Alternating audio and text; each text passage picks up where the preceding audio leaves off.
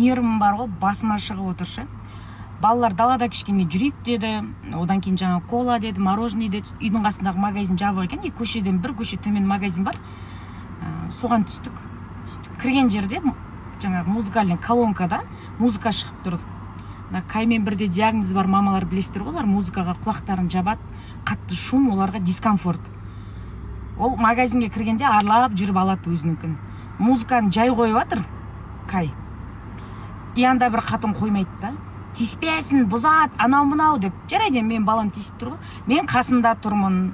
Ол теуіп жатқан жоқ, құлатып жатқан жоқ, уайымдамаңыз, мен қарап тұрмын. Егер сындырса сіздің затыңызды, мен ақшасын төлеп беремін деп тұрмын ғой.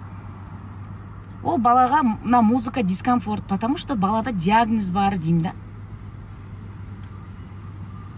Сөйтсе де ауыз жабылмайды ғой ананың ше, балаң ауру болса үйрет, үйт, бүйт деп ше. Енді итің жаман десе намыстанасың ғой. Мен онсыз да айтып тұрмын, ол балада диагноз бар екен. Балаң ауру болса үйрет, кісінің затына тиіспесін, үйтпесін дейді да. Көке, менің балам саған қандай да бір зиян тигізсе, мен ақшасын төлеймін, қасында қарап тұрмын деймін ғой. Ауыз жабылмайды біле. Жалпы осындай ерекше баланың аналары қоғамда көп осындай артық сөздерді естіп жатасыздар. Негізі ол әңгімені естуге міндетті емессіздер ешқайсыларыңыз.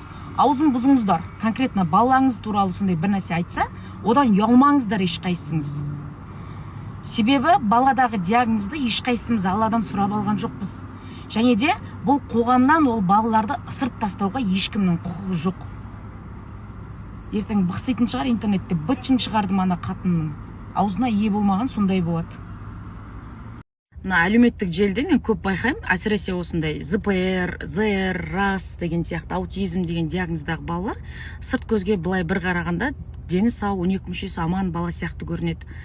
Бірақ кейбір қылықтарын жаңағы қоғамдық орталарда, көпшілік орталарда ұнатпай, әркім әр нәрсені айтып жатады. Сондай аналарды мен бірнеше рет көзім шалып қалған, мен балама автобуста тыныш отыр, болмаса жаяу жүр, таксимен жүр деп айтты деп жылап салған стористарын, посттарын көріп жатам. Сол адам тауып алып, мен жаңа айтам ғой, сіз олай еш қоғамнан бөлмеңіз баланы, сіздің балаңыздың да, сіздің де мұнда кінәңіз жоқ, керісінше сондай қоғамдық ортаға баулыңыз. Бір адам айтты екен деп үйге тықпаңыз баланы деп өзімше поддержка жасап жүрем ғой. Бүгін өзім басыма түсіп тұрғаншы, көршілес елден келген ағайындар екен тілінен ақ көрініп тұр. Біраз бықсиды енді не болса да. Аузынан екінші рет балаға артық ауыз әңгіме айтпайтын болады. Маған осындай енді тағдырлас болғаннан кейін жанымды түсінеді деп жазатын шығарсыздар. Осындай хаттар өте көп келеді.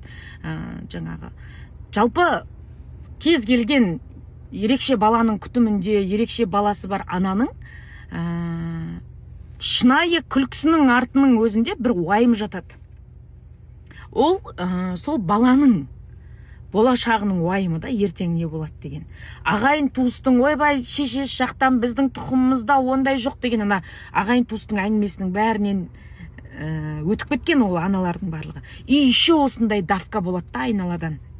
Ондай кезде не істейміз білесіздер ма? Үйтіп үндемей кетіп етектеріңіз жасқа толтырмайсыздар. Ондай кезде анау сенің балаңа артық ауыз әңгіме айтқан адамның иттерсін басына қаптайсыздар. Аузына ие болып сөйлейтін болады. Және де балаларыңыздың ондай болғанына ешқандай ана сіздер кінәлі емессіздер. Олай өздеріңізді, балаларыңызды қорлатпаңыздар, хоть кім болсын. Осы бүгінгі оқиғамен, осы үшінші жағдай менде. Мен де балам үшін кәдімгідей төбелесуге дейін, жұлысуға дейін бардым. Мен туралы айтқан адам айта берсін. Елдің аузына елек қойып болмайды. Жаңағындай әліптің артын бағу керек дейді ғой. Әр сөздің өзінің жауабы бар. Әр нәрсенің өзінің арты болады. Күліп қойып артын күтіп отырмын да мен.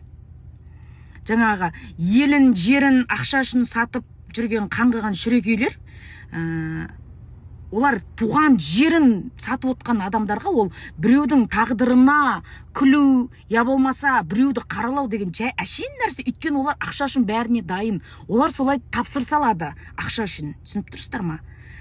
Тиісті органдарға өзінше мен туралы арыз жазған, тиісті органдардан ол блогер өткен жылы тексерістен өткен, және де ол салығын төлеп отырған адам деген жауабын алған.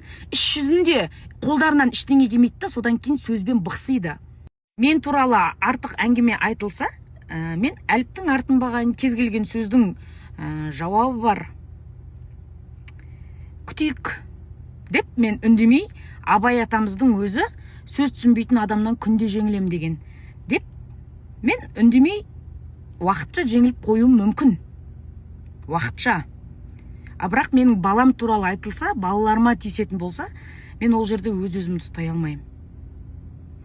Кез келген ананың бала дегенде шығарда жандарыңыз, шырылдайтын жандарыңыз бөлек қой. Мен де сондай ананың бірімін. Мен мысалы асып-тасып жатқан жоқпын, менде де қажеттіліктер бар. Бір адамға кішкентай болсын бір пайдалы іс жасасаң, мен Құдайдан іштей тілеймін. Балама шипа бере көр, осы баламның атынан деп та. Оны сіз кім қалай түсінеді, ол өзінің шаруасында, ол менің Құдаймен арамыздағы байланысымызда. Мына өзбек ағайындарда ауызекі бір сөз бар ғой, анайлау. Біреу еді аям, екеу болды аям деген. Сол сияқты айтылайындар, бір бала үшін жүректің тілім болып атқан жетеді. Екіншісінде сондай қылмайын деп, қазір барынша іштегі баланың қамын ойлап, тып-тыныш ешкім үшін нерв кетірмей жүрмін.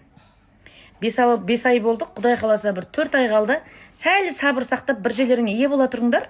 4 айдан кейін жұлысатындарыңмен жұлысып, қырылсатындармен қырылсамыз. Қанға қан, жанға жан, мачаға мача деп. Жігіттің үстін беріп атқан бұл. Үстімде Құдай бере саған барахолкадан алған 6000 теңгенің көйлегі. Аяқта жаңа шлепка. Соған ана әйел ойлады ғой, мен бала шағасымен шұбырып жүрген біреу екен ғой, албасты. Қазақтар шұбыртып туға береді, іші шермейіп жүріп деп. Өзінше бір басынға